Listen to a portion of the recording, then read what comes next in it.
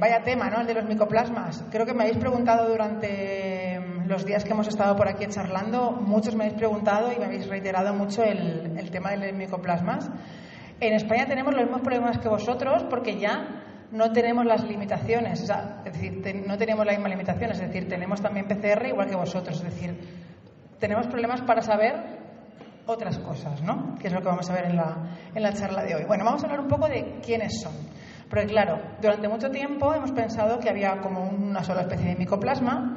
Ahora sabemos que hay 4 y seguramente con el tiempo haya más. Tenemos al malísimo de la película, que es el Mycoplasma haemophilus. Tenemos a 2 un poquito menos malos, pero también, que son el Candidatus Mycoplasma haemominutum y el turicensis. Y recientemente han descubierto uno parecido al del perro, que es el Candidatus Mycoplasma haemoparvutum like. O sea, tenemos 4 especies de micoplasma, pero las 4 no tienen la misma patogenicidad. ¿Y qué es lo que producen? Bueno, ¿por qué los micoplasmas nos dan tanto la tabarra? Bueno, pues principalmente porque producen una anemia ¿de qué tipo? Hemolítico. Una anemia hemolítica. Y su principal componente es una hemólisis extravascular, es decir, se produce la producen los macrófagos de algunos órganos, ¿no? Como puede ser normalmente bazo e hígado, pero también se destruyen dentro de la médula. Es decir, los macrófagos de médula fagocitan aquellos micoplasmas, aquellos glóbulos rojos con micoplasma dentro de la médula, incluso también en pulmón. Es decir, la mayoría de la hemólisis es extravascular. Y un pequeño componente intravascular, muy poquito. O sea, muy pocos glóbulos rojos con micoplasma se fragmentan dentro del vaso sanguíneo. La mayoría se hacen al pasar por estos órganos que os comento, ¿vale? Esto es lo que sucede. El glóbulo rojo se lisa, se rompe, ¿vale? Entonces, la pregunta del millón. La anemia hemolítica, antes hemos dicho que si tenemos regeneración, la anemia implica una hemólisis o una hemorragia, pero ¿siempre una anemia hemolítica va a ser regenerativa? ¿Quién dice que sí? ¿Que siempre es regenerativa? ¿Y quién dice que no? Que a veces no es regenerativa. Veo pocas manos, levantadas. A ver si después de la charla os convenzo. Bien. Eso sería una anemia hemolítica que esperamos ver en un gato con micoplasma, ¿no? Un hematocrito de gato muerto con gato vivo, que todos sabemos que los gatos son así, ¿vale? Una regeneración. Esto de aquí es lo que decía antes de la hemoglobina corpuscular media elevada, que puede pasar por cuerpos de Heinz, en este caso no eran cuerpos de Heinz, pero bueno, esto es un poco lo que nos esperamos, ¿no? Una anemia regenerativa, ¿no? Una anemia de tipo regenerativo. ¿Vale? Pero os vengo a decir que en todas las anemias hemolíticas y en las de micoplasmas, un 50% de ellas son no regenerativas, con lo cual no descartéis micoplasmas porque una anemia no sea regenerativa. Tenéis que seguir pensando en anemias de tipo regenerativo. Y otra cosa que el otro día alguien me consultó por el camino era: es que tengo pacientes con anemias leves, entonces no le hago micoplasma. No. Los micoplasmas producen anemias desde 14% hasta un 25%. Pueden producir cualquier grado de anemia, desde leves hasta muy severas. Entonces, siempre van a ser diferenciales a considerar. Es un bicho muy complicado. Bien. Bueno, características de anemia hemolítica. A veces las tienen todas y otras veces no tienen ninguna. Pero, ¿qué es lo que nos puede hacer sospechar de una anemia hemolítica? Bueno, en principio, si tenemos un paciente con aumento de bilirrubina en sangre o en orina o ya directamente en mucosas, porque ya la bilirrubina está muy alta, ¿no? Que eso implica un grado masivo de hemólisis, una hemólisis muy severa que el hígado no puede conjugar, o bueno, conjuga, pero no puede sacar a bilis y acaba saliendo a sangre. Pero no la encontramos siempre, es decir, a veces tenemos pacientes con una hemólisis no demasiado severa, entonces el hígado puede conjugar la bilirrubina, puede eliminarla y esa bilirrubina va a bilis y nunca hay un gato ictérico ni un plasma tan siquiera amarillo. Si lo vemos punto para la anemia hemolítica. Si no lo vemos, no descarta. ¿Qué más podemos ver en gatos con anemias hemolíticas? Esplenomegalia. ¿Por qué? Por dos motivos. Uno, porque puede estar produciendo hemólisis en el bazo. El bazo está trabajando, fagocitando esos glóbulos rojos. Y otra, porque el bazo a veces intenta compensar lo que la médula ósea no puede hacer con una hematopoiesis extramedular. Puede ser. Otra, fiebre. La fiebre no es una característica típica de la anemia hemolítica per se, pero sí de la anemia hemolítica por micoplasmas. Entonces, esos gatos anémicos con fiebre, punto para la anemia hemolítica por micoplasmas.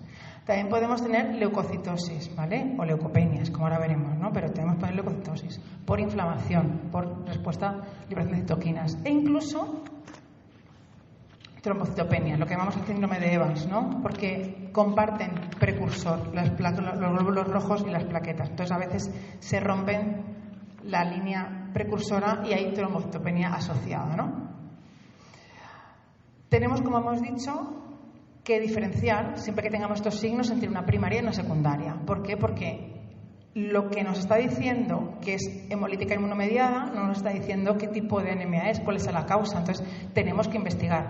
La anemia hemolítica primaria es cuando hemos descartado todo lo demás, básicamente, ¿no? Cuando hemos hecho PCR de micoplasma, cuando hemos hecho una ecografía de pancreatitis, cuando hemos hecho cuando hemos hecho un test de leucemia inmunodeficiencia y es negativo, ¿no? Ahí es cuando podemos decir, bueno, pues entonces no encuentro nada, puede ser primaria, y sobre todo en gatos jóvenes. Es decir, es la típica anemia de gatos de 4 años, 2 años, bueno, sobre todo 2 añitos, con linfocitosis, es más típica, ¿no? Si es un gato más mayor, me parecería menos probable, pero hay que descartar todo lo demás.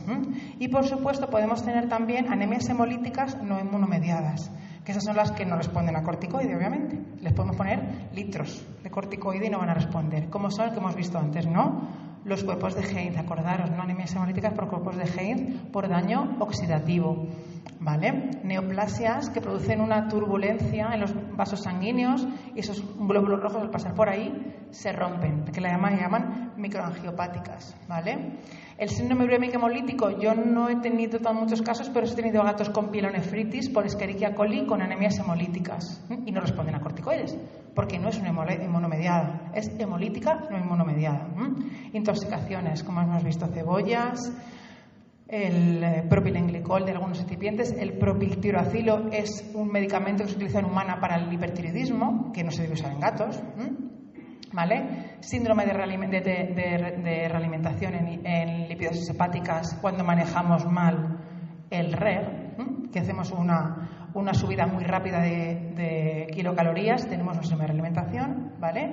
Y bueno, en muy poquitos casos, por suerte, alteraciones genéticas, ¿no? Defectos eritrocitarios de pirumatoquinasa, sabéis que los bengalíes, ¿no? Y los abisinios tienen más tendencia a tener estas patologías, ¿vale? Pero realmente, ¿cuáles son aquellas causas en las que tenemos que pensar mayormente cuando tenemos un gato con anemia hemolítica inmunomediada? Bueno, pues el number one y el que está asociado con, o sea, el que tiene un mayor grado de evidencia de producir directamente anemia hemolítica es el micoplasma, ¿vale? Micoplasma, el Haemophilus, acordaros, el malo malísimo. La babesia también, aquí tenéis babesia, en gatos también. Yo creo que son patologías subdiagnosticadas. En España pasa igual. No diagnosticamos, yo creo que porque no pensamos tanto en ellos, no son hemotrópicos de otro tipo, ¿no? Y luego, lo que tiene un nivel de evidencia bajo, pero que no quiere decir que no sea real, son pues la leucemia, porque sabemos que la leucemia produce anemia hemolítica inmunomediada, las pancreatitis, las neoplasias y, bueno, drogas, el metimazol, por ejemplo, puede producir anemia hemolítica inmunomediada, la dipirona también a veces, etc. Vale. Entonces, ¿qué nos puede hacer sospechar? Hemos dicho, ¿no? ¿Qué tenemos que hacer sospechar de una anemia hemolítica inmunomediada? Bueno, una aglutinación y una hemólisis, ¿vale? La aglutinación puede ser macroscópica, microscópica, o si ninguna de las dos es positiva, podemos mandar un CUMS, que esto yo sí lo suelo hacer cada vez más, ¿no? Decir, vale, como creo que es inmunomediada y tengo una aglutinación negativa, mando un CUMS. A veces me da el CUMS negativo y sigo pensando que es hemolítica inmunomediada, ¿vale? Porque igual que muchas hemolíticas no son regenerativas, muchas hemolíticas no aglutinan. Y ahora veremos por qué, ¿vale? Porque son inmunomediadas y no hay aglutinación, es decir, los glóbulos rojos están separados. Y la hemólisis, ¿qué indicadores de hemólisis tenemos? Pues hemos dicho que si es una hemólisis masiva, pues esa bilirrubinemia o bilirrubinuria, y las células fantasma, que son glóbulos rojos pues fantasmitas, ¿no? Es como que no se ve nada más que el borde del glóbulo rojo. Esto sería una aglutinación macroscópica, la que ponemos una gota de sangre en el porta, ¿vale? Una gota de suero y automáticamente es como que parece como que se apegotonan los glóbulos rojos, ¿vale? Esto sería una aglutinación macroscópica. Particularmente yo la veo muy poco. No sé si es porque, no sé, si alguien tiene otra experiencia, yo la veo muy poco. Es decir, yo normalmente no la veo macroscópica y si la veo, como hemos dicho antes, microscópica. Sí que suelo ver aglutinación microscópica. Y vuelvo a reiterar, tener una aglutinación negativa no descarta una anemia hemolítica inmunomediada. La aglutinación positiva, punto para la anemia hemolítica inmunomediada. Aglutinación negativa, no descarta, ¿vale? No descartéis nunca eso. Bien. Esta es la diferencia, lo que os decía, los racimitos de uvas versus las pilas de moneda. Bien. ¿Por qué muchas anemias hemolíticas no son inmunomediadas? Bueno, pues porque depende del tipo de inmunoglobulina que esté haciendo el efecto sobre el parásito, ¿no? Si tenemos una anemia hemolítica mediada por inmunoglobulinas M, ¿vale? ¿Ves que la inmunoglobulina M que tiene? Como varios bracitos, ¿no? Entonces, ¿qué hace con esos bracitos? Agarra varios glóbulos rojos. Entonces, sí va a producir aglutinación. Si tenemos una anemia hemolítica mediada por inmunoglobulinas G, ese anticuerpo solo tiene un bracito.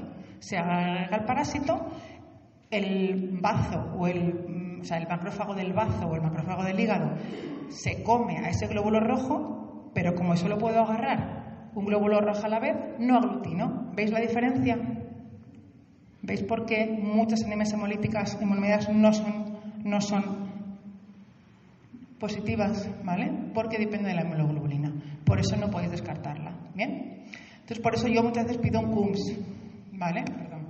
Pido el CUMS. ¿Por qué? Porque el CUMS lo que hace es aglutinar las inmunoglobulinas que no aglutinan. ¿Vale? La ventaja del CUMS, aquí podéis hacer CUMS en Colombia.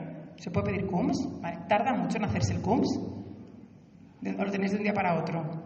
Bien, yo es que en España se hace de un día para otro, entonces a veces lo pido, sobre todo si tengo que dar a lo mejor dosis de corticoides muy alta, digo, venga, voy a probar antes de dar un corticoide a 4, voy a hacer un CUMS para no pasarme, ¿no?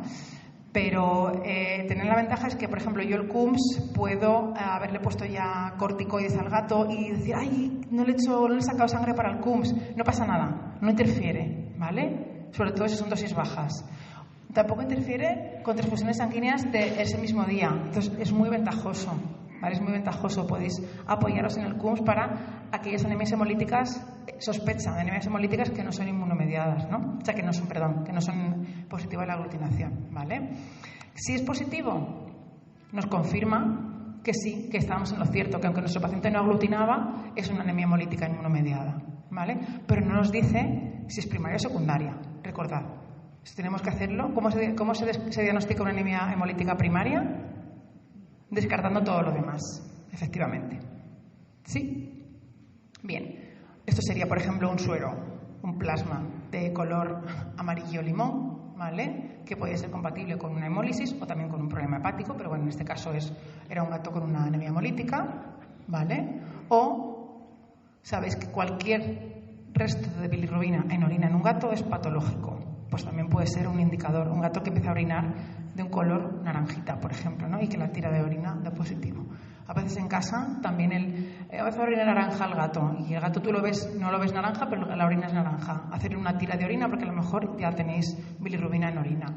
Y indica, pues eso, puede ser una patología prehepática, una hemólisis o una patología hepática.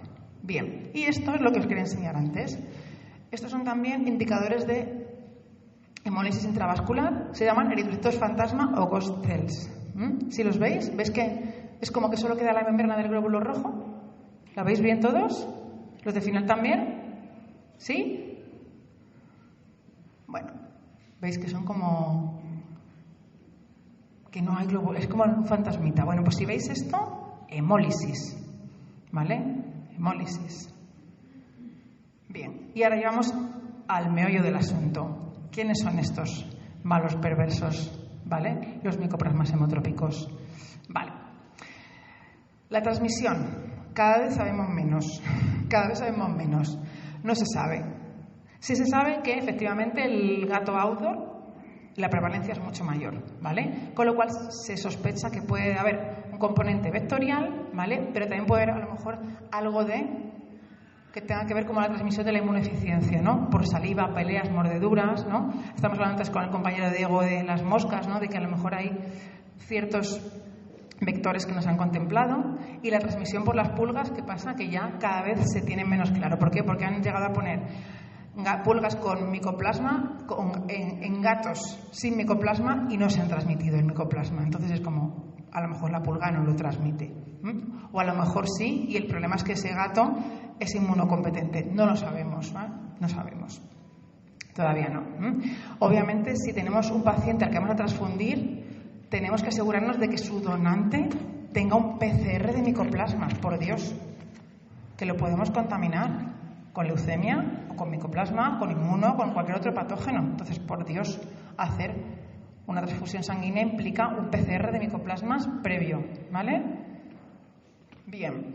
¿Quién es el hemófilis? Bueno, el hemófilis sabemos que es el que en algunos gatos, no en todos, pero sí que es verdad que si encontramos un gato anémico con una anemia hemolítica inmunomediada y encontramos un PCR positivo de hemófilis, podemos casi asegurar que ese gato, esa anemia es por hemófilis, porque puede ser patógeno en gatos sanos, en gatos que no tengan otra patología. Es decir, sería como la causa directa de la anemia hemolítica inmunomediada. ¿Vale? ¿Qué sucede? Que tenemos también pacientes, ¿vale? Sabemos que la prevalencia es más alta en gatos senior, es decir, como que puede que haya más infección en gatos senior, pero estos no desarrollan anemia, ¿vale? Y estos, ya lo veremos, estos gatos no se tratan, ¿vale? No se tratan. Son portadores asintomáticos, gatos senior. Y en cambio los gatos jóvenes sí que son los que más, además es que es verdad, porque es que mi experiencia es así. Veo más prevalencia de anemia asociada a micoplasmas en gatos jóvenes. Entonces, estos gatos sí se tratan, ¿vale? Hay portadores crónicos, asintomáticos, que no debemos tratar, ¿vale? Ahora veremos alguna excepción con el caso clínico que vamos a ver. El hemominutum, por contra, es el más prevalente, es el que más se ve en todos los estudios que se hacen a nivel mundial, pero hay controversia. O sea, antes se decía, sí, un gato encontramos un PCR a hemominutum, hay que buscar otra causa, es decir, no es causa directa de anemia. Son gatos normalmente que tienen una inmunosupresión o leucemia, ¿no? O sea, tienen alguna enfermedad que hace que ese micoplasma sí pueda producir la anemia.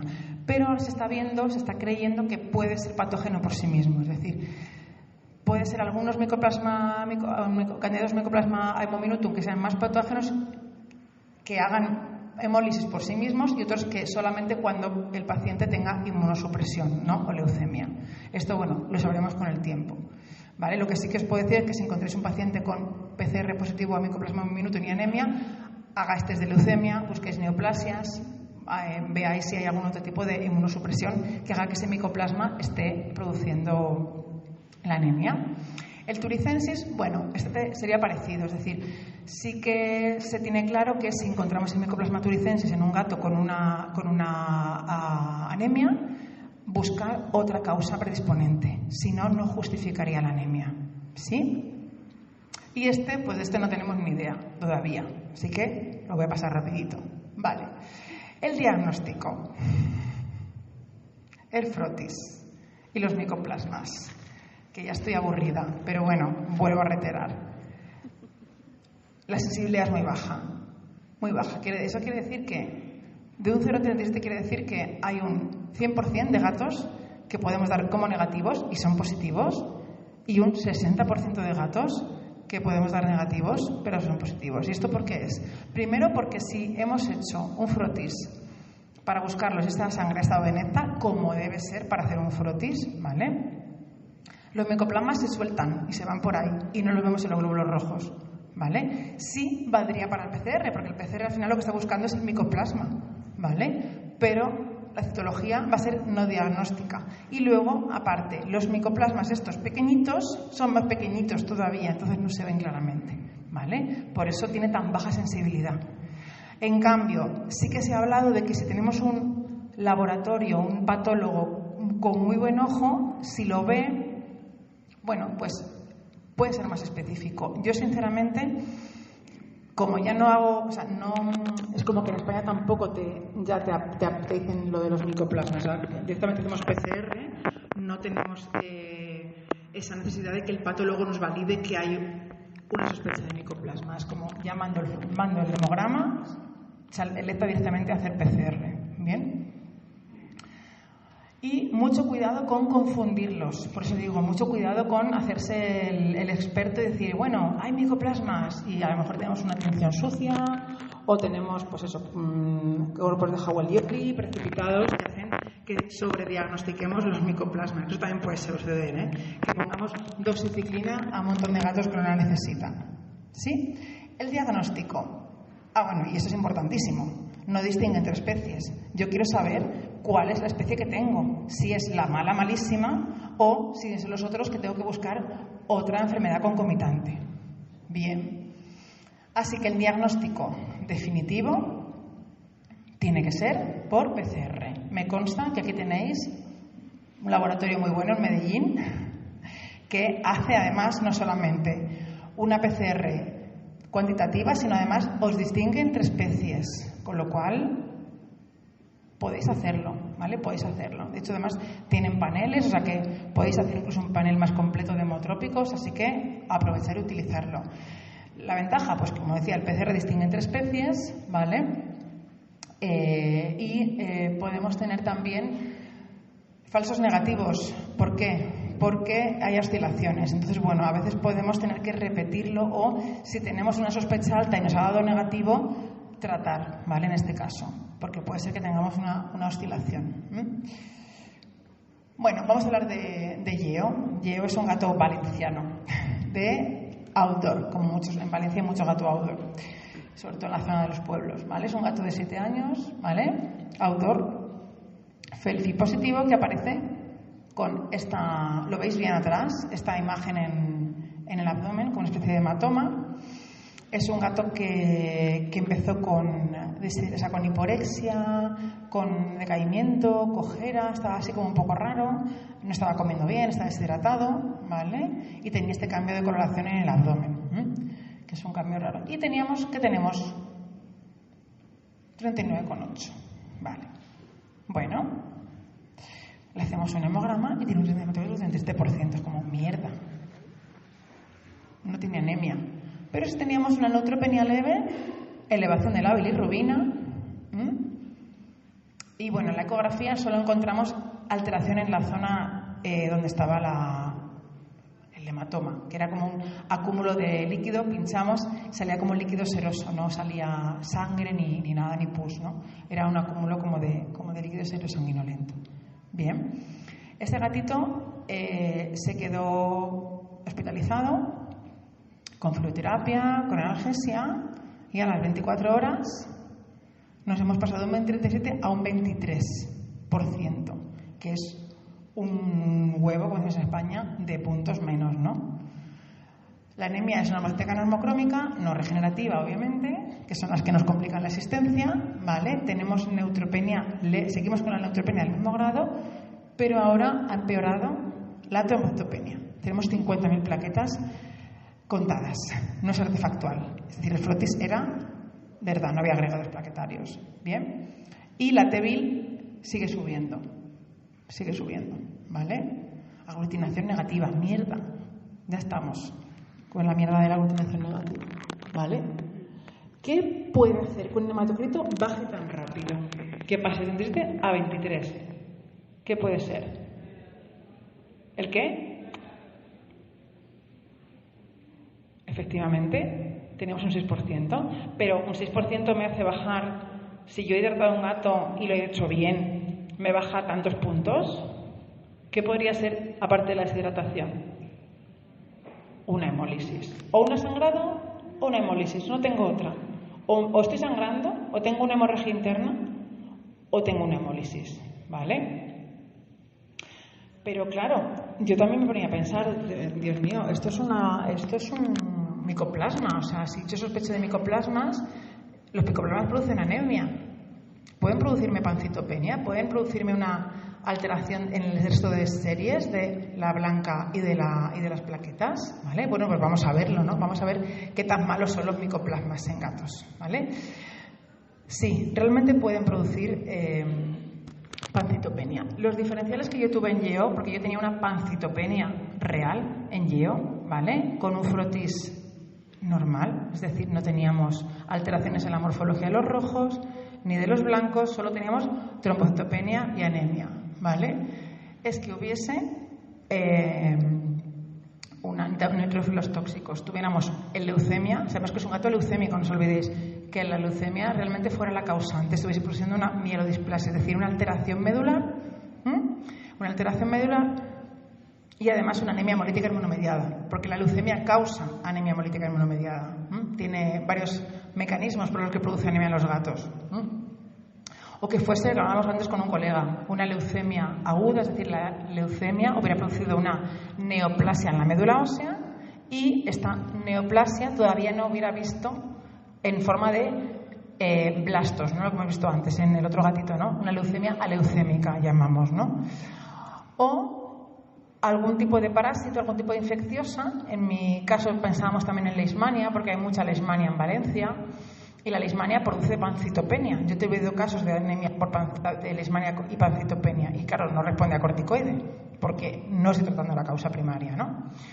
Y el micoplasma también. El micoplasma, recordar que puede producir primero fagocitosis de glóbulos rojos en médula, pero también puede alterar la formación del resto de células en médula ósea y, por tanto, producirme una malformación, porque la mielodisplasia, para hacerlo así sencillo y bonito, es decir, que las células sanguíneas se forman mal y se forman menos. Entonces, produce una alteración en la producción y, por tanto, en el número de células que vemos en sangre.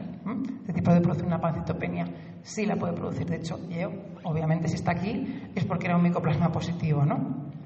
Bien.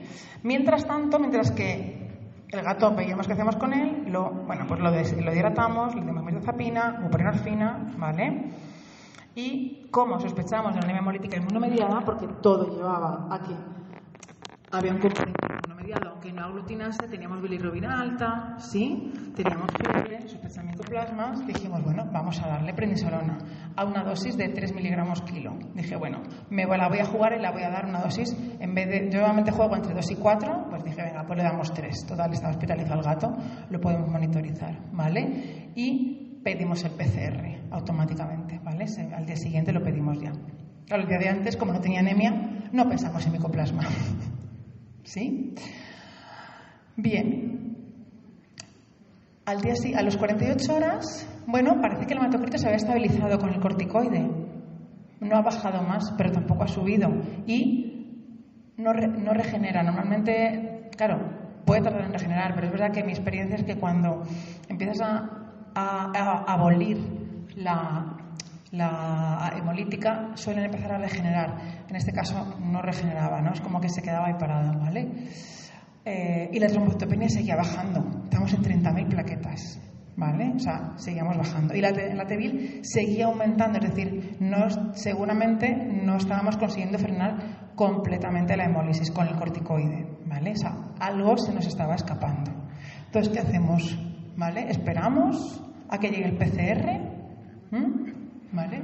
Subimos los corticoides por si a lo mejor nos da falta de respuesta, tengo que inmunosuprimir más, ¿vale? O decimos, voy a darle doxiciclina porque es que ya no puedo más, tengo que darle doxi porque si es un micoplasma estoy perdiendo el tiempo, ¿vale? O, antes me lo hemos comentado, o directamente decimos, venga, voy directamente a donde está el problema, la médula ósea, y hago una punción de médula. Todo esto es lo que tenemos que... Son dudas que nos viene a todo el mundo, ¿no? A mí también me pasa, ¿no? No automáticamente no me cae la idea del cielo, sino que yo tengo que tomar también decisiones sobre qué hacer con estos pacientes que uno no sabe si es una falta de respuesta a corticoides, si es un micoplasma y estoy perdiendo tiempo, si va a ser una neoplasia en la médula y estoy perdiendo tiempo por no hacer una punción, ¿no? Todos estos planteamientos lo tenemos, ¿no? Bueno, afortunadamente el PCR llegó ese día. Entonces nos dio la alegría de que teníamos un candidato micoplasma hemominutum positivo, en un gato FEL positivo, con trombocitopenia, con fiebre, solo con corticoides, sin doxiciclina, y dijimos, vale, entonces vamos a ver si realmente responde a doxiciclina por ser esto la causa de la pancitopenia, ¿vale? Bueno, recordemos que este tipo de hemoplasma es el que sí que puede estar asociado a anemia en otras patologías. Yo era un gato doble positivo, FELFID positivo, o sea, tenía todas las papeletas para ser bien. Y la pregunta del millón, ¿cuándo tratar? Bueno, en el caso de Yeo creo que lo tenemos claro, ¿no? ¿Hay que tratar o no? Sí, esto es fácil. El problema es cuándo no tratar. Bueno, ¿cuándo tratar? En este caso sí, anemias agudas, ¿no? Yeo era una anemia aguda. Pasamos de 37 a 23 en un día. Aguda, agudísima, ¿vale?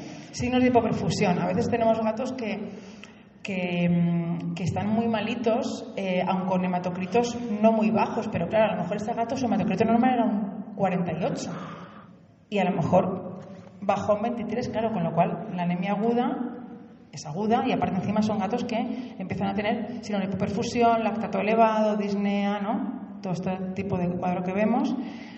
En las anemias crónicas, ¿vale? Es decir, gatos que tienen, por ejemplo, anemias no tan agudas, pero son pues un 25, ¿vale? Un 27, ¿vale?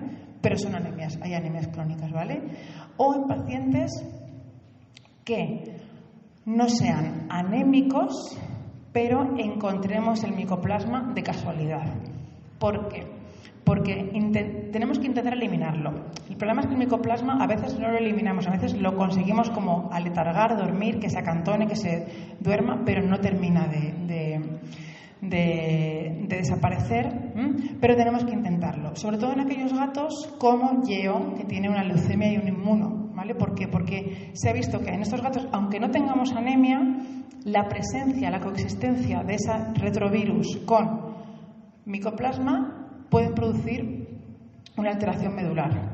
Por eso en este gato además tenemos una alteración medular, es decir, los micoplasmas hacen mucho más que anemias. Producen mucho más que anemias, producen alteraciones medulares en gatos con retrovirus negativos y mucho más en gatos retrovirus positivos.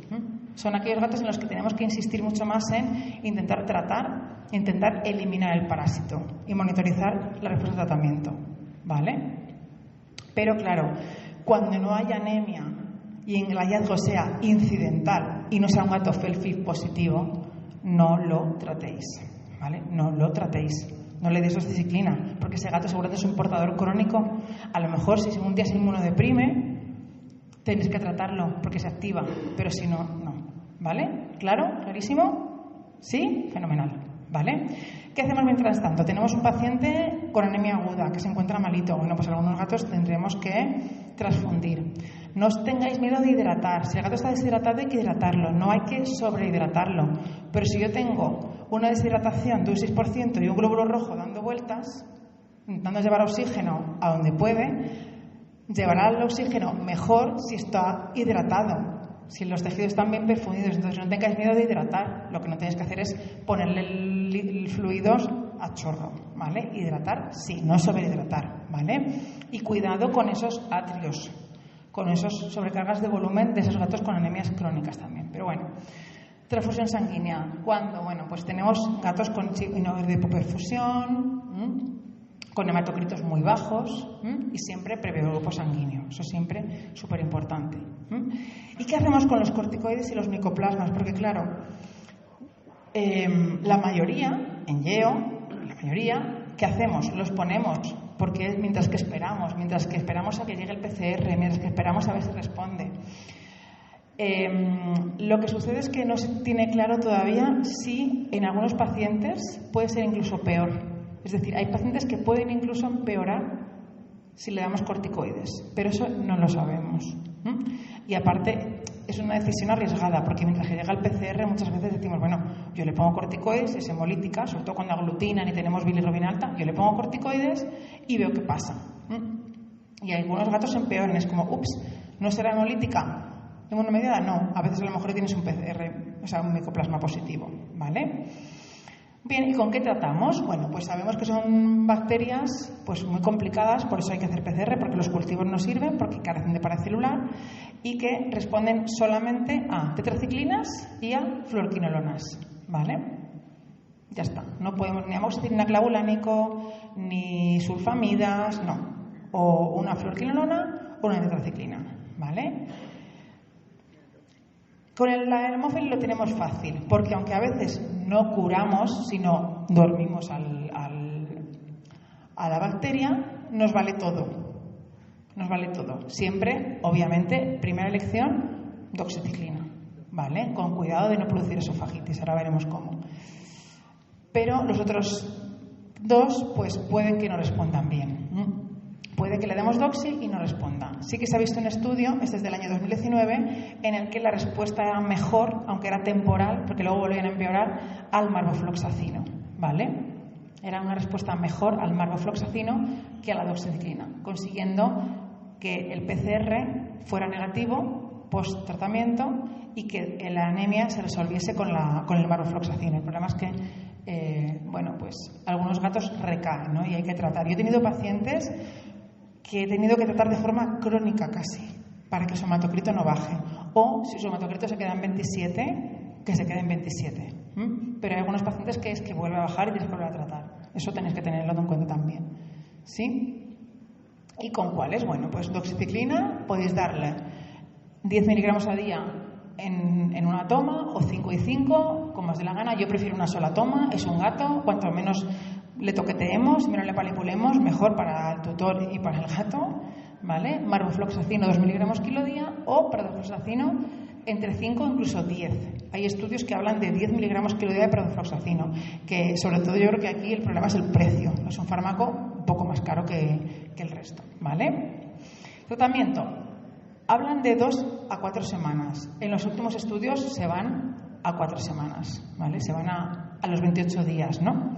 Y lo bueno que tenemos es que entre ellos, entre la doxi y el marbo y la doxi y el prado, hay una acción sinérgica. Entonces, por ejemplo, hay veces en las que podemos utilizarlos de forma combinada. ¿Cuándo?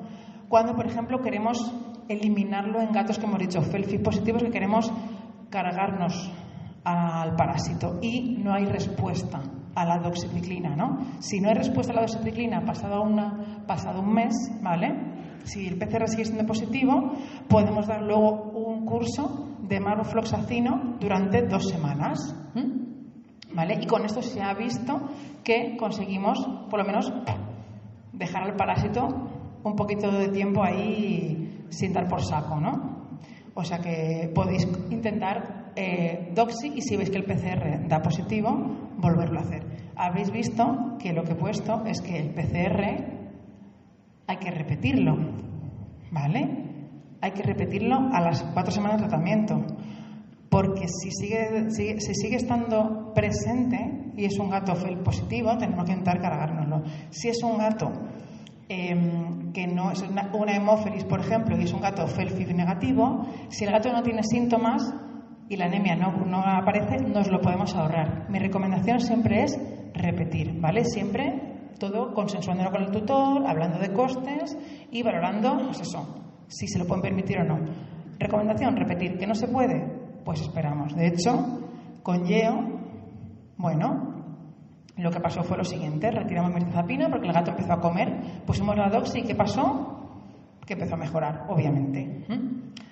Vale, retiramos mirtazapina, buprenorfina mantiene función de signos, ¿vale? Empezamos a retirar la prednisolona porque no haría falta. Es decir, si tengo un micoplasma diagnosticado, el tratamiento definitivo es la doxi o la quinolona. La prednisolona no haría falta. Hemos dicho además también que incluso hay controversia entre si ayuda o perjudica. Así que lo que hacemos es irla retirando. ¿Bien? ¿Vale? Pusimos marvofloxacino directamente. ¿Por qué? Porque recordaros que hemos visto un estudio en el que el candidatus Mycoplasma minutum responde mejor al marvo. Por eso elegí marvo y no doxy. ¿Vale? Antes he dicho doxy y he puesto marvo. ¿Qué pasa? A la semana lo citamos. ¿Y cómo estábamos? Como queremos. Encantados de la vida. 35 de hematocrito. Neutrófilos 2500. Plaquetas 340. O sea, esto es como el mundo de las maravillas.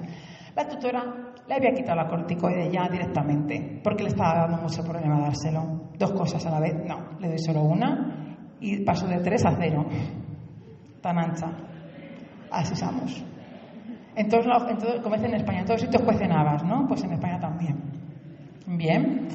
Y nos quedaban 3 semanas de marvo. Damos 3 semanas de marvo y volvemos a revisarlo, ¿vale? El hematocrito ha subido a 42, que seguramente sería su hematocrito normal. Sería su hematocrito normal. Por eso cuando vino con 37, deshidratado, ya estaríamos seguramente pues en un 31. O sea, tendríamos 10 puntos menos de hematocrito. Ya había una hemólisis, aunque no hubiese anemia. ¿Vale? Neutrófilos siguen bien, plaquetas normales, ¿vale? Y la tutora que nos dice que no quiere repetir el PCR. Como decimos en España, que nos peinemos, que no quiere repetir el PCR, por el coste, básicamente. Así que, ¿qué pasará con Yeo? Pues que tendremos que monitorizarlo. Y si en algún momento vuelve a recaer, pues tenemos que repetir el PCR. Ahí no le queda más remedio. Pero es que esto pasa en todos los sitios. O sea, no tenemos tutores. Hay tutores con alto presupuesto, tutores con bajo presupuesto. Nos tenemos que adaptar. O sea, yo tampoco puedo decirle, no, si su gato no repite el PCR, se va a morir, ¿no? Voy a vigilarle. Lo que pasa es que a lo mejor en la monitorización le cuesta más que el PCR. Pero bueno, ella decidirá, ¿no? Así que para terminar, conclusiones, ¿vale? Tenemos 4 especies. La Haemophilus es la única patógena por sí sola, ¿vale? Y la Haemominutum, bueno, pues en pacientes inmunosuprimidos también, pero puede ser patógena también por sí sola, es decir, puede ser que el día de mañana nos digan que sea un patógeno sin necesidad de tener leucemia inmuno. Que lo que causan, por lo que nosotros nos llegan los pacientes, es por una anemia hemolítica inmunomediada secundaria a micoplasma, ¿vale? Y que puede ser positiva, aglutinación, positiva antes de aglutinación o CUMS, ¿vale? O si hay una hemólisis masiva, una TEVIL elevada, que pueden ser leves y moderadas, acordaros, anemias de un 27 o un 25%, no tiene por qué ser siempre un 14 o un 15. Yo tenía un 24, ¿vale? Y estaba muy enfermito. Y que no tenemos que esperar siempre regeneración, puede ser no regenerativas. En Yeo nunca fue regenerativa la anemia, nunca. O sea, no sabemos cómo pasó, pero nunca fue regenerativa. Que en los pacientes que son positivos asintomáticos, sobre todo senior, ¿vale? No deberíais tratar y solo tratar si hay signos de anemia o en pacientes con retrovirus, ¿vale? Para evitar estas aplasias, ¿no? O mielodisplasias, ¿vale? La dositeclina, la de elección en Haemophilus. En el resto, ¿vale? Parece que el marvo puede ser más efectivo, pero tampoco lo tenemos muy claro, ¿vale? Y tenemos que tratar 28 días mínimo. Bueno, este hombre no necesita presentación, ¿no? Quería comentaros que, bueno, las personas tenemos que ser siempre personas críticas, tenemos que tener ideas y nuestras ideas nunca son malas porque alguien no esté de acuerdo con nosotros, igual que tampoco tenemos que acatar siempre las ideas de otra persona como buenas simplemente porque sea una persona, con nombre, renombre, títulos o lo que sea. Es decir, por favor, sed personas críticas, cuestionaros las cosas, plantearos todo, estudiad mucho, ¿vale? Y no dejéis que nadie os diga que vuestra idea no es buena, ¿vale? Que nuestro pensamiento no es bueno, ¿vale?